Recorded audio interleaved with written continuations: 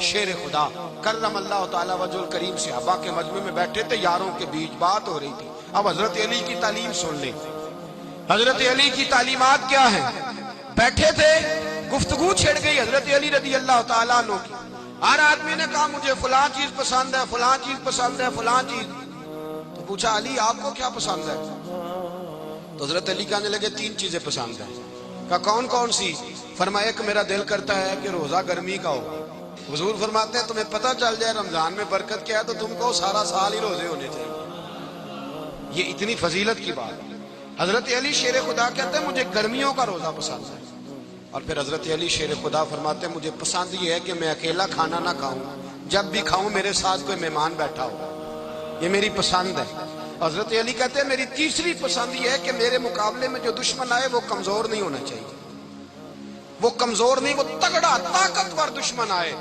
فرماتے ہیں مجھے مزہ تو آئے نا رب کے راستے میں جہاد کرنے کا۔ تگڑا دشمن، آج مسلمانوں کا بڑا دشمن پیدا ہوا ہے اور سربراہ ہے اسلام کے سارے دشمنوں کا، لیکن مسلمان اس سے ڈرتے ہیں، اس سے تعلق بنانا چاہتے ہیں، وہ اس کے قریب جانا چاہتے ہیں۔ حضرت علی نے پیغام دیا مزہ ہی تب آتا ہے جب دشمن دلیر ہو، مزہ ہی تب آتا ہے جب دشمن تگڑا ہو، لطف ہی تب آتا ہے جب تمہارا مقابلہ سخت آدمی کے ساتھ ہو۔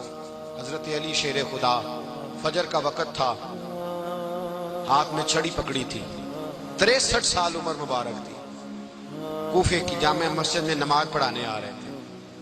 ہر دروازے پہ دستک دیتے اٹھو الصلاۃ خیر من النوم۔ رستے میں حضرت علی لوگوں کو جگاتے جگاتے آئے۔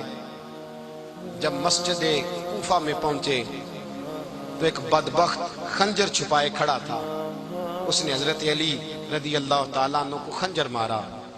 وہ دوستانہ جو 10 سال کی عمر میں شروع ہوا تھا، جب شیر خدا کو خنجر لگا تو پتہ لفظ کیا تھے؟ فزت برب الکعبہ، لوگوں رب کعبہ کی قسم میں کامیاب ہو گیا، میری زندگی دین کے کام آ گئی، میں کامیاب ہو گیا۔ حضرت علی کی داڑھی ساری لہو سے بھر گئی۔ حضرت شیر خدا فرمایا کرتے تھے ایک دفعہ میں بڑا بیمار ہوا، میرے سے اٹھ کے کھڑا نہیں ہوا جاتا تھا، حضور تیمارداری کرنے آئے تو میں نے کہا یا رسول اللہ پتہ نہیں بچوں گا کہ نہیں۔ حضور نے فرمایا علی نہیں، تو اس وقت دنیا سے جائے گا جب تیری داڑھی لہو سے رنگین ہو جائے گی۔ شیر خدا کہتے ہیں جب زخم لگا تو میں نے نیچے جھکا کر دیکھا تو داڑھی لہو سے بھری ہوئی ہے۔ میں نے کہا بس بھائی کامیاب ہو گیا۔ جامع مسجد کوفہ میں مولا علی نے سر سجدے میں رکھا، اور اسلام کی تاریخ کا وہ شخص جس شخص نے اپنی بچپن سے لے کر جوانی، جوانی سے لے کر بڑھاپا، اور جاتے جاتے امام حسن اور حسین کو قریب بلایا اور وصیت کر گئے بیٹا جینا اسی کا ہے جو دین کے لیے جیے، بیٹا مرنا اسی کا ہے جو دین کے لیے مرے، جس دھج سے کوئی مقتل میں گیا وہ شان سلامت رہتی ہے، یہ جان تو آنی جانی ہے، اس جان کی کوئی بات نہیں۔ حضرت شیر خدا کرم اللہ تعالی وجہ الکریم خاتم الخلفاء تھے، ان پر خلافت اسلامیہ ختم ہوئی۔ حضرت علی رضی اللہ تعالیٰ عنہ جس دن وصال ہوا، آپ کے بیٹے کہتے ہیں اس رات مولا علی نے خزانے کا مال سارا ایک رات پہلے تقسیم کیا، اور پھر جس جگہ مال خزانہ ہوتا تھا وہاں 2 نفل پڑھ کے کہا اے اللہ میں نے تیرے بندوں کی امانت تیرے بندوں تک پہنچا دی ہے۔ زندگی دین کے نام کر کے وہ شیر رخصت ہوئے۔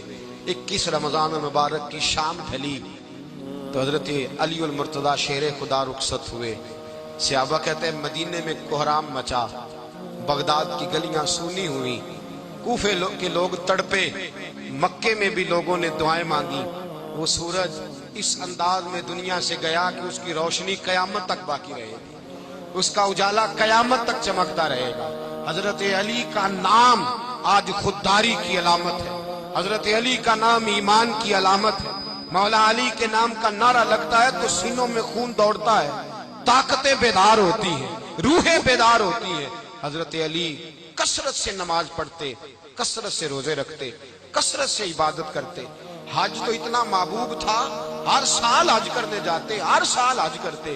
حضرت مولا علی شیر خدا رضی اللہ تعالیٰ عنہ کا عالم یہ تھا کہ باوجود غربت کے، باوجود غریبی کے، گھر میں کوئی شے، اور یہ جان بوجھ کے غربت اختیار کی تھی ورنہ تو مالک تھے کون ہے، باوجود فقر اختیاری کے حضرت علی رضی اللہ تعالیٰ عنہ کے دروازے سے خالی کوئی نہیں جاتا تھا۔ ایک سائل مسجد میں مانگنے آ گیا، مسجد میں مانگنے آ گیا تو حضرت علی نماز پڑھ رہے تھے. ایک طرف حال یہ ہے کہ حضرت علی کو تیر لگ گیا ایک جنگ میں, 2-3 تیر لگ گئے. تو حکیم کہنے لگے حضرت آپ کو درخت کے ساتھ باندھیں گے پھر تیر نکالیں گے ورنہ تو آپ بڑا تڑپیں گے. حضرت علی فرمانے لگے ضرورت ہی کوئی نہیں, جب میں نماز کی نیت باندھوں تو نکال لینا, مجھے پتا بھی نہیں چلے گا. ایک طرف حال یہ ہے ایک طرف, اور دوسری جانب کیا حال ہے. ایک مانگنے والا فقیر مدینے آیا تو صحابہ اپنی اپنی نمازیں پڑھ رہے تھے, حضرت علی بھی نماز میں تھے. نماز میں ہی رب کے بندوں کا خیال آ گیا. حضور کی حدیث میں نے سنائی تھی نا, نبی پاک فرماتے ہیں میں اللہ کی نماز پڑھ رہا ہوتا ہوں پر بوڑھے کا خیال آتا ہے تو نماز چھوٹی کر دیتا ہوں, بیمار کا خیال آتا ہے تو چھوٹی. حضرت علی کہتے ہیں مسجد میں آ کے پکارا تو میں نے سلام بھی پھیرنے کا انتظار نہیں کیا, میرے پاس چاندی کی انگوٹھی تھی, میں نے فوراً اتاری اور نماز کے دوران ہی میں نے اس کی جانب پھینک دی. فرماتے ہیں اس سائل نے جا کے حضور کو بتایا, حضور آج میں مسجد میں گیا ہوں, سب نماز پڑھ رہے تھے, کچھ ملا نہیں. حضور نے فرمایا وہاں علی نہیں تھے؟ حضور تھے. فرمایا پھر کچھ ملا؟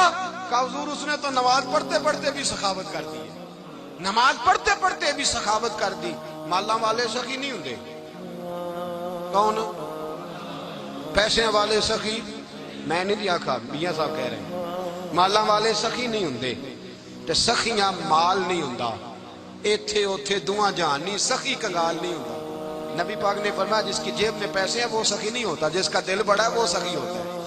حضرت علی شیر خدا گھر میں 3 دن کھانا نہیں پکتا پر جو آتا ہے وہ جھولی بھر کے لے کے جاتا ہے, وہ جھولی بھر کے. بھائی زندگی اس کی ہے جس کی دین کے کام لگ گئی, ورنہ لوگ وقت ضائع کر کے چلے جاتے ہیں. پیسہ کمانا, دولت کمانا, رزق حلال کمانا عبادت ہے, پر اس کو دین ایمان بنا لینا حسن نہیں زندگی کا. لوگ اپنا آپ ضائع کر دیتے ہیں, اپنا آپ ضائع نہ کریں.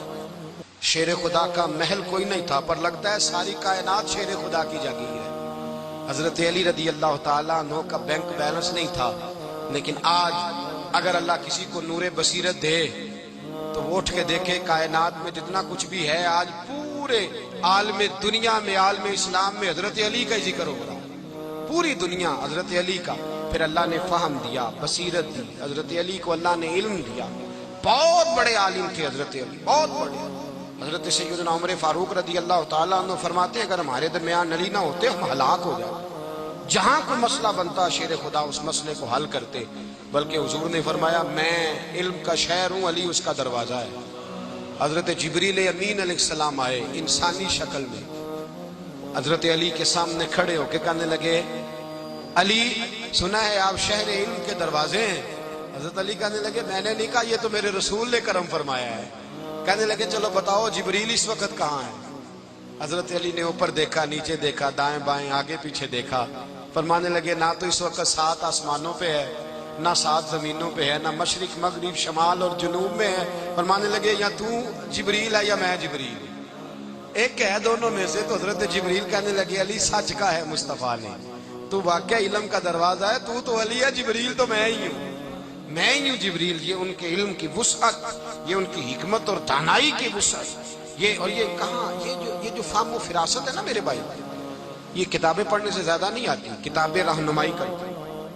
فہم و فراست پرہیزگاری سے آتی ہے. اللہ فرماتا ہے یا ایھا الذین آمنوا ان تتقوا اللہ یجعل لکم فرقان, اگر تم اللہ سے ڈرو گے تو اللہ تمہیں بصیرت کا نور عطا فرمائے گا, باطن کی آنکھیں دے دیتا ہے. جب بندہ اللہ امام مالک سے کسی نے کہا تھا حضور میرا حافظہ کمزور ہو گیا, تو فرمایا گناہ کرنے چھوڑ دے, علم اللہ کا نور ہے, گناہ گاروں کو نہیں دیا جاتا. تیرے ذہن کے اندر جب وسوسے بسیں گے تو اللہ کا نور کیسے آئے گا؟ حضرت علی کی زندگی مشعل راہ ہے, اس کو اپنائیں. حضرت علی کا سجدوں سے پیار ہے, سخاوتوں سے پیار ہے, عبادتوں سے پیار ہے, جہاد سے پیار ہے, ان کا مہمان نوازی سے پیار ہے, ان کا گرمی کے روزے سے پیار ہے, ان کا میدان سے پیار ہے. اپنے آپ کو ان لوگوں کی سیرت کا حامل بنائیں, نقوش قدم چلنے کی کوشش کریں. دعا ہے رب کریم کی بارگاہ میں اللہ ہمیں حضرت علی کی سچی محبت اور سچی فرما برداری عطا فرمائے. آخر دعوانا